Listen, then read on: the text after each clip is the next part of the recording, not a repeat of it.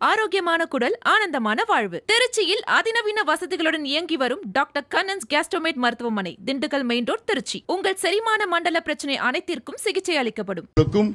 மோடி அவர்களுக்கும் போட்டி, ஸ்டாலின் அவர்களுக்கும் பிஜேபி அவர்களுக்கும் போட்டி. இது சட்டமன்ற தேர்தல். இது ஸ்டாலின் அவர்களுக்கும் எடப்பாடி பழனிசாமி அவர்களுக்கும் தான் போட்டி. இங்கே பிஜேபி பற்றி உங்களுக்கு என்ன பயம் முதலமைச்சர் அவர்களே? நிகழ்காலத்திற்கு வாங்க. கடந்த காலம் முடிஞ்சு போச்சு. நாடாளுமன்ற தேர்தல் முடிஞ்சிடுச்சு. இது சட்டமன்ற தேர்தல். இது உங்களுக்கும் எடப்பாடி பழனிசாமி அவர்களுக்கும் தான் போட்டி. இன்னும் பிஜேபி வந்துருவாங்க, பிஜேபி பத்தி பூச்சாண்டினா என்ன பயம் உங்களுக்கு? களத்துல என்ன பேசுறாங்க? திமுக கடந்த சாதனைகளை பத்தி பேசுறாங்களா? தர்மபுரியில் ஒரு திமுக வேட்பாளர், பாலக்கோடு வேட்பாளர் ஒரு சுவரொட்டி ஓட்டுறார். என்ன சுவரொட்டினா 8000 ரூபாய் கூப்பன். அதாவது திமுக வேட்பாளர்களுக்கு ஸ்டாலின் அவர்கள் மீது நம்பிக்கை இல்லை, திமுக கடந்த 5 ஆண்டு காலம் ஆட்சி மீது நம்பிக்கை இல்லை, திராவிட மாடல் மீது நம்பிக்கை இல்லை, திமுகவுடைய தேர்தல் அறிக்கையை பற்றி நம்பிக்கை இல்லை, எதை பத்தியும் நம்பிக்கை இல்லை. ஆனா 8000 ரூபாய் கூப்பன் கொடுக்க போறாங்களாம்.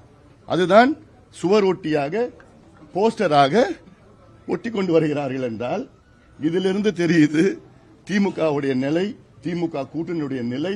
5 ஆண்டு காலம் தமிழ்நாட்டை சீரழித்து, பெண்களை மானபங்கம் செய்து, குழந்தைகளை கொடூரமான முறையிலே கொலை செய்து, ஊழல் கொள்ளையடித்து, சமூக நீதிக்கு எதிராக செயல்பட்டு, விவசாயிகளை தற்கொலை செய்ய வைத்து, விவசாயிகளை குண்டர் சட்டத்திலே அடைத்து, நெசவாளர்கள் என்று வறுமையில் ஏறிக் கொண்டிருக்கின்றார்கள். அரசு ஊழியர்களை எல்லாம் ஏமாற்றிய திமுகவை நிச்சயமாக மக்கள் புறக்கணித்து விட்டார்கள். எங்களுக்கு மிகப்பெரிய ஆதரவு. அதே வேளையிலே இது திருவண்ணாமலை மாவட்டம். திருவண்ணாமலை மாவட்டத்தில் ஒரு அமைச்சர், முதலமைச்சருக்கு நெருக்கமான ஒரு அமைச்சர், இந்த அமைச்சர் இந்த மாவட்டத்தில் எந்த ஒரு நல்ல திட்டமும் கொண்டு வரல. அடிப்படையிலே இந்த மாவட்டம் பிரிக்கப்பட வேண்டும் என்று மக்களுடைய நீண்ட நாள் கோரிக்கை. இந்த மாவட்டத்தில் உள்ள வடக்கு, வேலூர், ராணிப்பேட்டை, திருப்பத்தூர் மாவட்டமாக பிரிக்கப்பட்டிருக்கிறது. கடந்த கால எடப்பாடி பழனிசாமி அவர்கள் ஆட்சி காலத்தில் இந்த மாவட்டத்தில் உள்ள கிழக்கு பகுதி காஞ்சிபுரம், செங்கல்பட்டாக பிரிக்கப்பட்டிருக்கிறது. இந்த மாவட்டத்தில் தெற்கு பகுதி விழுப்புரம், கள்ளக்குறிச்சி மாவட்டமாக பிரிக்கப்பட்டிருக்கிறது. பிறகு இந்த மாவட்டம் மட்டும் ஏன் பிரிக்கல? என்னன்னா இந்த அமைச்சருடைய ராஜ்யம் குறைஞ்சிடுமா? வெக்கக்கேடுதெல்லாம் எந்த காலத்தில் இருக்கிறோம் நம்ம? தமிழ்நாட்டிலே 2வது பெரிய மாவட்டம் திருவண்ணாமலை மாவட்டம் பரப்பளவில். அப்போ இந்த மாவட்டம் 160 கிலோமீட்டர் இருக்குது. செங்கம் ஒரு பக்கம், தூசின்னு ஒரு ஊர் பக்கம், காஞ்சிபுரம் பக்கத்தில். மக்கள் அவதிப்படணும். இவரை பத்தி கவலை இல்லை, அதெல்லாம் இதை பத்தி கவலை இல்லை. அவர் ஒரு ராஜ்யம் இருக்கணுமா, அதுல கொள்ளடிக்கணுமா? அப்போ ஒரு அமைச்சராக நினைக்கல, மற்றவங்களை இழிவா பேசுறது, அவமானப்படுத்துவது, மற்ற உழைக்கின்ற அவருக்கு. அதாவது திமுக இன்னைக்கு பட்டியலின மக்கள், வன்னியர் மக்கள், யாதவர் சமுதாயம், முதலியார் சமுதாயம் போன்ற சமுதாயங்கள் எல்லாம் இவருக்கு இன்னைக்கு அடிமையா வாழ்ந்துட்டு இருக்கிறாங்க இந்த மாவட்டத்தில். அப்ப என்ன சமூக நீதி பத்தி பேசுறீங்க நீங்க? ஒரு வளர்ச்சி இல்ல இந்த மாவட்டத்தில். இந்த அமைச்சர் தான் விவசாயிகளை 7 பேரை குண்டர் சட்டத்தில் போட்டிருக்காங்க. ஹிட்லர் கூட அப்படி பண்ணல. ஹிட்லர் கூட விவசாயிகள் ஒண்ணும் பண்ணல. ஆனா ஹிட்லரோட மோசமா இந்த அமைச்சர் விவசாயிகளை குண்டர் சட்டத்தில் போடுறாருன்னா எந்த அளவுக்கு மக்கள் மீது, விவசாயிகள் மீது, நமக்கு உணவளிக்கின்ற கடவுள் விவசாயிகள் மீது வன்மமாக இருக்கின்ற ஒரு அமைச்சர். அவருடைய நோக்கமே பணம் பணம் பணம், கொள்ளடிக்கணும், வேற எதுவுமே கிடையாது. இவருடைய ஊழல் பட்டியல் பெரிய பட்டியல் இருக்கு. சென்னையில் ஐஐடிக்கு எதிர்க்க ஒரு மேம்பாலம் கட்டினாங்க. அதுல 2வது நாள் நான் போனேன். ரோலர் கோஸ்டர் மாதிரி இருக்குது. உடனே ட்வீட் போட்டா அன்னைக்கு அடுத்த நாளே அந்த கான்கிரீட் மேம்பாலத்தை தார் வச்சு பூசுறாங்க. உத்தண்டி டு திருவான்மியூர் அந்த மேம்பாலம் பாத்தீங்கன்னா 1400 கோடி தான் மதிப்பு. 2100 கோடி மதிப்பு போட்டு அதுல பார்ட்டிசிபேட் பண்ற கான்ட்ராக்டர் எல்லாம் மிரட்டி விட்ரா பண்ண சொல்லி டிஸ்குவாலிஃபை பண்றது. பட்டியல் ஏகப்பட்ட பட்டியல் போயிட்டு இவரு பார்த்தா இவர் மீது எவ்வளோ குற்றச்சாட்டு இருக்குது. இவருடைய பர்த் சர்டிபிகேட், இவர் வேட்புமனு தாக்கல் பண்ணியிருக்கிறார். இவ்வளவு பல காலமா முதல் வேட்புமனு தாக்கல் செய்யல. இவருடைய பிறந்த ஆண்டு 1945 கொடுத்திருக்கிறாரு. அடுத்தது 1950 கொடுக்கிறாரு. அடுத்து 1951 கொடுக்கிறாரு. அதன் பிறகு 1950 மறுபடியும் கொடுக்கிறாரு. அதன் பிறகு 1951 கொடுக்கிறாரு. இதுவே ஒரு ஃப்ராடு தானே, இது ஏமாத்துறது தானே. இதெல்லாம் இப்படி ஏமாத்தி இங்க இருக்கிற மக்கள் எல்லாம் அடக்கி ஒடுக்கி, திருவண்ணாமலை கோவில் இருக்கு, அண்ணாமலையார் கோவில் இருக்கு, அங்க இருக்கின்ற அறங்காவலர்கள் எத்தனை பேர் இருக்கிறாங்க? ஏன் இந்த மண்ணின் மைந்தர்கள் இங்க இருக்கின்ற உழைக்கின்ற மக்களுக்கு அங்க அறங்காவலர்கள் வரக்கூடாதா? இவர் மட்டும் வரணுமா? இவர் சொந்தக்காரங்க மட்டும் தான் வரணுமா? அதுல இவரே இந்த மாவட்டத்துக்கு சொந்தக்காரர் கிடையாது. இவரோட சொந்த மாவட்டம் கள்ளக்குறிச்சி மாவட்டம். எங்கேயா இருந்துட்டு போங்க. நந்தன் கால்வாய் திட்டம் என்ன பண்ணீங்க? அது அமைச்சர் சொல்றாரு, ஏவாவேலு சொல்றாரு, நந்தன் கால்வாய் திட்டம் அன்புமணிக்கு 3 வயசு இருக்கிறப்போ நாங்க அந்த திட்டத்தை அறிவிச்சோம். இன்னைக்கு அன்புமணிக்கு 57 வயசு ஆகுது. 54 வருஷமா என்னத்தையா பண்ணிருக்கீங்க? எத்தனை முறையா அறிவிச்சீங்க? ஒரு சாதாரண திட்டத்தை கூட உங்களால நிறைவேற்ற முடியல. உங்களுடைய மருத்துவக் கல்லூரி, உங்களுடைய பொறியியல் கல்லூரி, அதுல மட்டும் கவனம் செலுத்துறீங்க. உங்களை அத்தனை கல்லூரிகளும் ஆக்கிரமிப்பு பண்ணி உங்களுடைய மருத்துவக் கல்லூரிக்காக 18 பஞ்சாயத்து, திருவண்ணாமலை மாநகராட்சி ஒட்டிய 18 பஞ்சாயத்து, அந்த 18 பஞ்சாயத்தை அந்த பஞ்சாயத்து தலைவரை மிரட்டி இது மாநகராட்சிக்கு கொண்டு வரணும் அப்படின்னு சொல்லி யாருக்குமே விருப்பம் இல்லை. ஏன்னா உங்க கல்லூரி மாநகராட்சியில் வரணும். உங்களால அங்க இருக்கிற 18 பஞ்சாயத்து மக்களுக்கு 100 நாள் வேலை வாய்ப்பும் கிடையாது. சொத்து வரி, வீட்டு வரி, எல்லா வரியும் உயர்ந்து எங்க போவாங்க? உங்களுடைய சுயநலத்துக்காக தான் இந்த மக்களை பயன்படுத்துறீங்க தவிர இந்த மக்கள் வளர்ச்சிக்கு, இந்த மாவட்டம் வளர்ச்சிக்கு ஒண்ணுமே கிடையாது.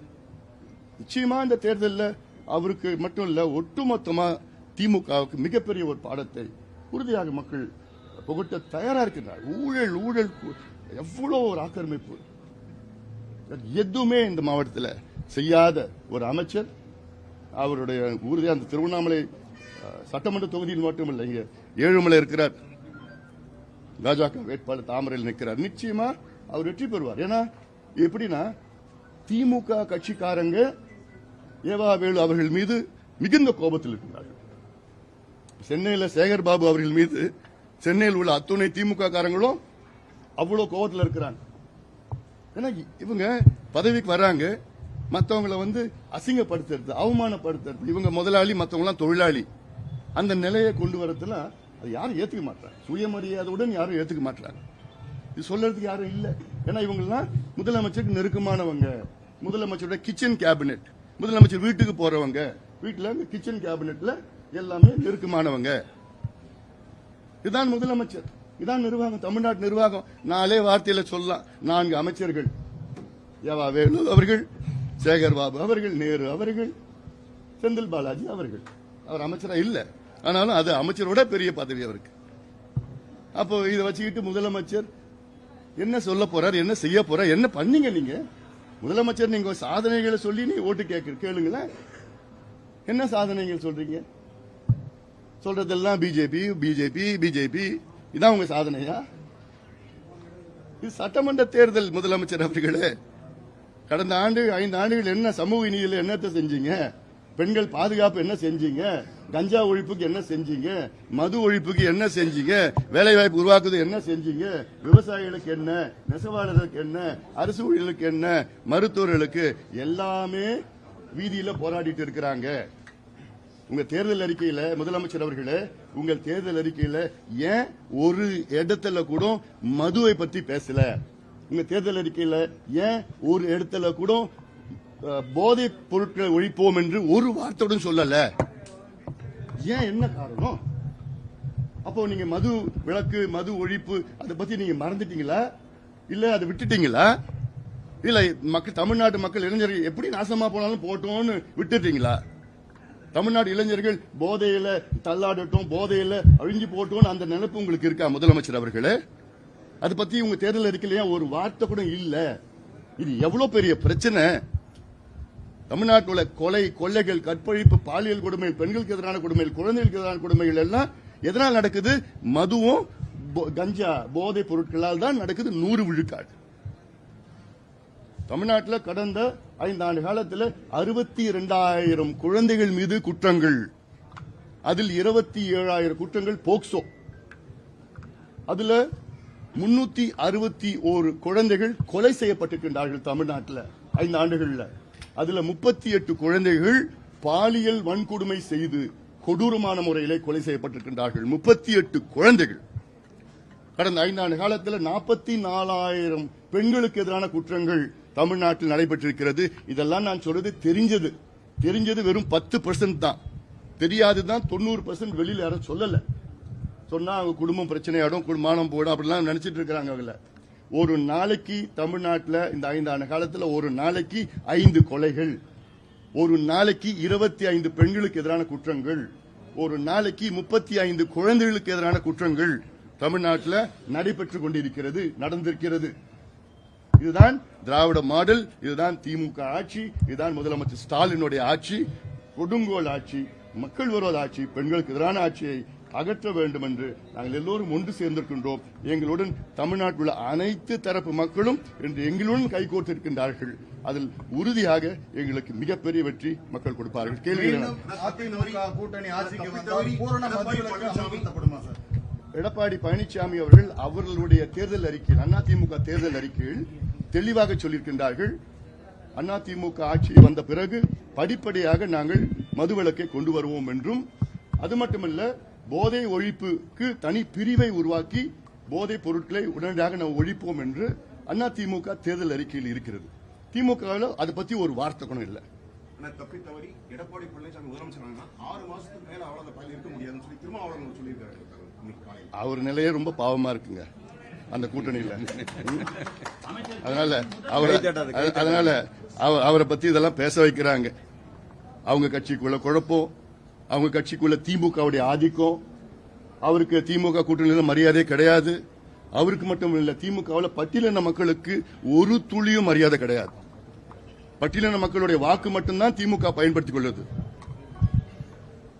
வாக்கு வங்கியை தான் பார்த்துட்டு இருக்காங்க திமுக பட்டியலின மக்களை. ஆனா ஒரு மரியாதை, ஒரு எதுவுமே கிடையாது. அமைச்சர் வேலுவின் முதல் மகன் தற்போது தேர்தல் பரப்புரையில் ஈடுபட்டு வர்றாரு, அதை நீங்க எப்படி பாக்குறீங்க? அதான் இப்போ இவர் தானே ஏவா வேலு தானே திருவண்ணாமலை மாவட்டத்துடைய மன்னர்.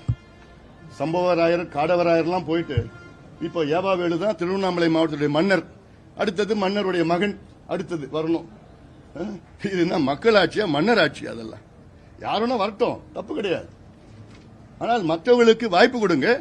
உழைக்கின்ற இந்த மண்ணின் சொந்தக்காரர்கள், மண்ணின் மைந்தர்கள், இங்க பட்டியலின மக்களா இருந்தாலும் சரி, முதலியார் சமுதாயம் இருந்தாலும் சரி, வன்னியர் சமுதாயம் இருந்தாலும் சரி, யாதவர் சமுதாயம் இருந்தாலும் சரி, கொடுங்க, வாய்ப்பு கொடுங்க. நீங்க நீங்க எஜமான் இவங்க எல்லாம் உங்களுக்கு அடிமை போன்ற ஒரு தோற்றத்தை இங்க திருவண்ணாமலையில் உருவாக்கி இருக்கிறீங்க. ஜனநாயகம் படத்தினுடைய படம் ரிலீஸ் ஆயிருக்கு. நல்லா இருக்கா?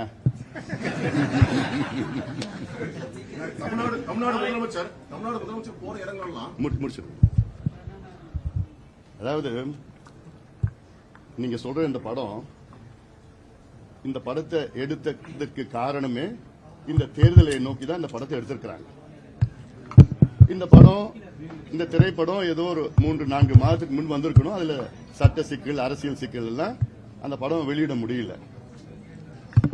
இப்போ தேர்தலுக்கு 10 நாளுக்கு முன்பு இந்த படம், அதுவும் ஹெச்டியில் 7 GB முழுமையா கரெக்டா தேர்தலுக்கு 10 நாளுக்கு முன்பு வெளியிடுறாங்கன்னா, அது யார் வெளியிட்டான்னு தெரியல, வெளியிடுறாங்கன்னா இது யாருக்கு சாதகம்?